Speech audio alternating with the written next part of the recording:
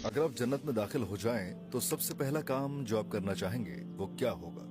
हम में से हर शख्स जिंदगी में एक बार तो इस बारे में सोचता ही है ना। हर शख्स अपने जहन के मुताबिक मुख्तलिफ चीजों के बारे में सोचता है।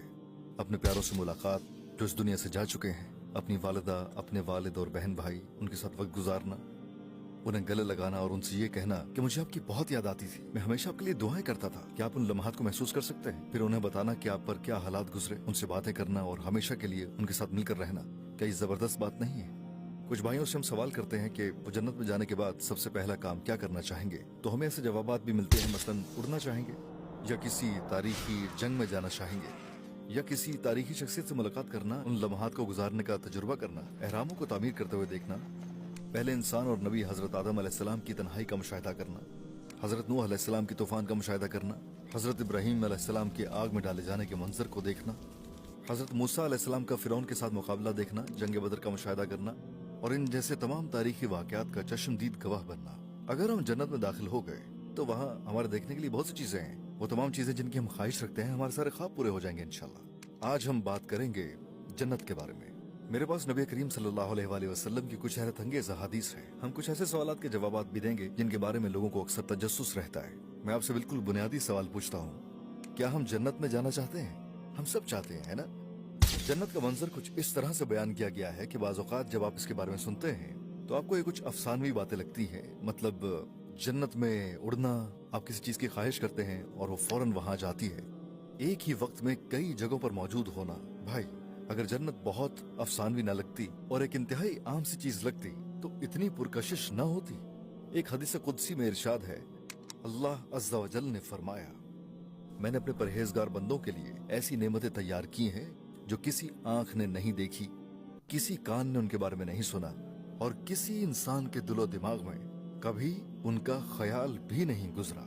जो लोग जन्नत को नाकाबिले यकीन समझते हैं, उन्हें अपनी तख्लीक पर नजर डालनी चाहिए। क्या ये बड़ी बात नहीं कि उसने तुम्हें बगैर किसी चीज के पैदा कर दिया? हमारा रब हमें एक ऐसी जगह की दावत दे रहा है जहाँ नामुमकिन मुमकिन हो जाएगा। हम एक ऐसी जगह की तरफ जा रहे हैं जिसका हम तसव्वुर भी नहीं कर सकते, जहाँ ना कोई गम होगा, ना कोई परेशानी, ना कोई अफसोस। वहाँ किसी किस्म की बुरी गुफ्तगू होगी, ना धोखा, ना गीबत। आपको ऐसा कोई खदशा नहीं होगा। मैंने ऐसा किया तो लोग मुझ पर तनकीद करेंगे, लोग मेरे बारे में क्या कहेंगे। आपको ऐसी कोई फिक्र नहीं होगी। जिस चीज की आप ख्वाहिश करेंगे वो आपके सामने आन मौजूद होगी। ऐसा कोई एहसास महरूमी नहीं होगा कि जब जी चाहे तब अपने प्यारों के साथ मिलकर कोई काम नहीं कर सकते। आप सब इकट्ठे ही होंगे।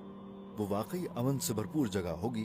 वो हमारा असल घर है और इंशाअल्लाह अगर हम इम्तिहान पास कर लें तो वो हमारा इंतजार कर रहा है। जन्नत की एक और तशरीह अल्लामा बदियुज़्ज़मा सईद नूरसी रहमतुल्लाह अलैह ने अपनी तफसीर में बयान की है। वो फरमाते हैं, जमीन पर 1000 साल की खुशगवार जिंदगी जन्नत के 1 घंटे के बराबर भी नहीं है। जन्नत के 1000 साल अल्लाह के दीदार के 1 घंटे के बराबर नहीं है। इस जिंदगी के बारे में मत सोचें जो आप इस वक्त गुजार रहे हैं। एक ऐसी जिंदगी का तस्वुर करें शुरू से लेकर आखिर तक खुशियों से भरपूर हो, जिस जिंदगी में हज़ार सालों में एक भी परेशानी ना आए। तो ये किसके बराबर नहीं?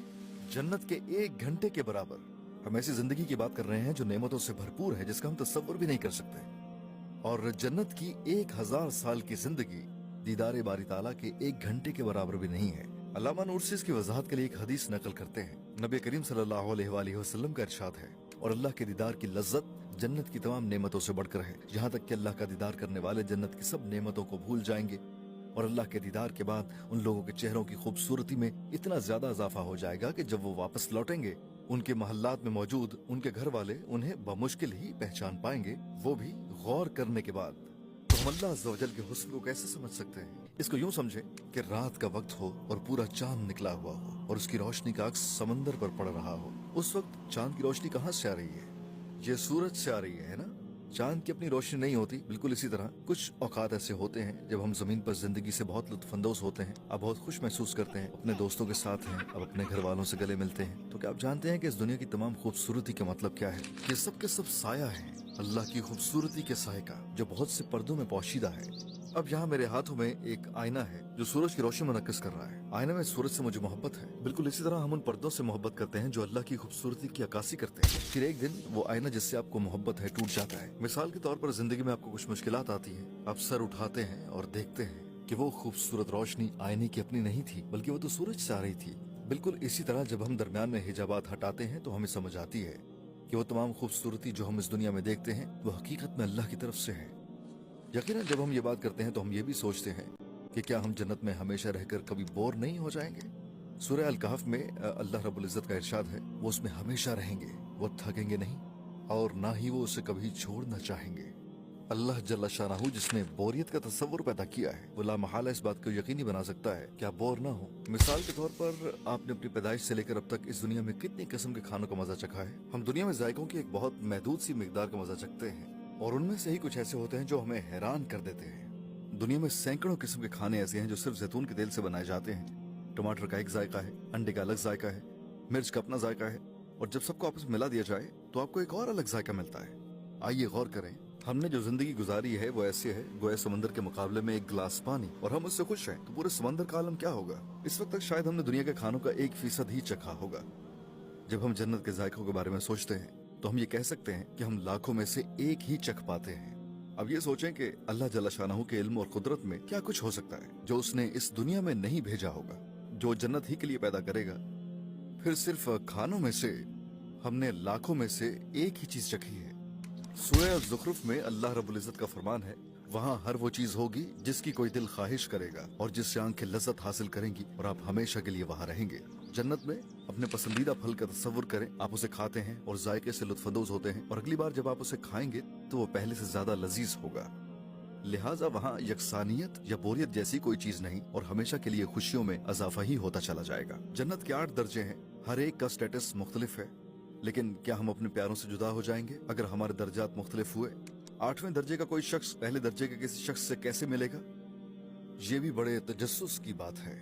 अल्लामा बदियुज़्ज़मान रहमतुल्लाह अलैह अपनी तफसीर रसाइल नूर में इसे बड़ी खूबसूरती से बयान करते हैं। जब वो जन्नत को बयान करते हैं तो हदीस नबवी से आगाज करते हैं। हमारे नबी करीम फरमाते हैं, इंसान जन्नत में अपने दोस्तों के साथ होगा।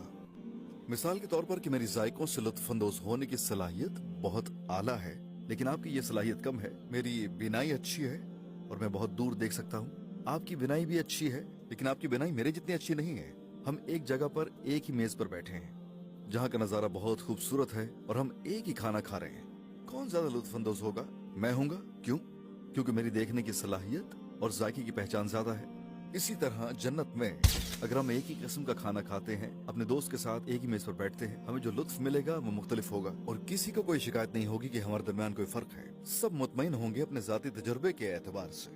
जन्नत के बारे में सबसे दिलचस्प बात क्या है?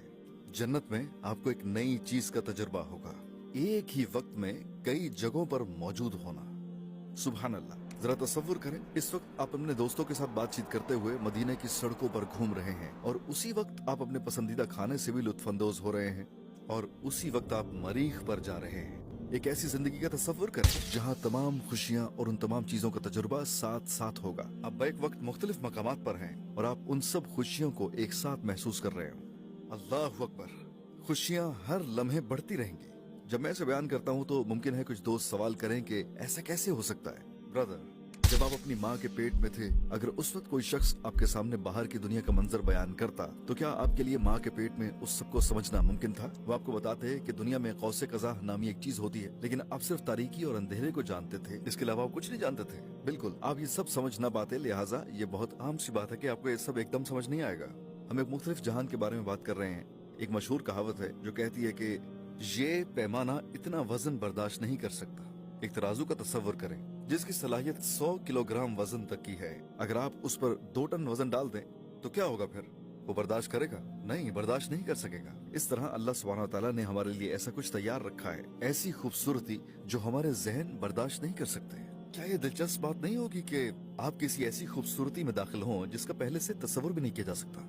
इस हदीस कुदसी को याद रखें। अल्लाह रब्बुल इज्जत का इरशाद है, मैंने अपने नेक बंदों के लिए ऐसी नेमतें तैयार कर रखी हैं जिनको किसी आंख ने देखा नहीं, किसी कान ने उनके बारे में सुना नहीं और किसी इंसान के दिलो दिमाग में कभी उनका ख्याल भी नहीं गुजरा होगा। सूरह अल कहफ में अल्लाह का इरशाद है, वहाँ जन्नत में उनके लिए वो सब कुछ होगा जिसकी वो ख्वाहिश करेंगे और हमारे पास उनके लिए और भी बहुत कुछ है। देखते हैं वहाँ और क्या कुछ देखेंगे इंशाअल्लाह। जन्नत में दाखिल होने से पहले हमें खास दरिया में गुस्ल करेंगे। उस दरिया का पानी इंसान के जिस्म से हर किस्म की नजासत को दूर कर देगा। उसके बाद जन्नत के 8 दरवाजे हैं और आपको आपके अमाल के मुताबिक किसी एक दरवाजे से बुलाया जाएगा। मसलन अगर आप नमाजों की खूब हिफाजत करते थे तो आपको नमाज के दरवाजे से बुलाया जाएगा। अगर आप सदका कसरत से करते थे तो आपको सदके के दरवाजे से बुलाया जाएगा। अगर आप रोजों का ज्यादा एहतमाम करते थे तो आपको बाबुर रैयान से बुलाया जाएगा।